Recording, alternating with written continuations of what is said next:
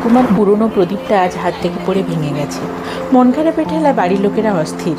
ঠাকুমার অবস্থা দেখে আমি শেষমেশ কিনেই আনলাম একটা ইলেকট্রনিক প্রদীপ।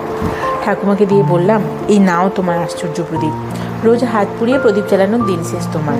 ঠাকুমা চোখে জল নিয়ে বলল, কে বলেছিলি রে আমার নাতনি বংশে প্রদীপ দিতে পারবে না? দেখ, একেবারে আশ্চর্য প্রদীপ নিয়ে এলো। নমস্কার, সম্পূর্ণ আড্ডায় সবাইকে স্বাগত। ব্যাঙ্গালোরে এরকম আশ্চর্য প্রদীপের দোকান প্রায় দেখা যায়। আমরা যখন নতুন ফ্ল্যাটে শিফট করলাম কিছু লাইট কিনে নিয়েই চলে এসেছিলাম, কিন্তু এখানে এসে এই দোকানটাতে গিয়ে আর নিজেদেরকে সামলাতে পারলাম না। আবার নতুন করে সব লাইট কেনা হলো। কালেকশান এত ভালো ছিল যে কোনটা ছেড়ে কোনটা নেই বুঝতেই পারছিলাম না। চলুন ভালো করে দেখাই আপনাদেরকে। হ্যাঙ্গিং লাইটের কালেকশান তো প্রচুর, প্রত্যেকটা চোখে পড়ার মতো। সাথে আছে বিভিন্ন জীবজন্তু দিয়ে লাইট, যে জিনিসটা একদম নতুন, আমি আগে কখনো এরকম দেখিনি।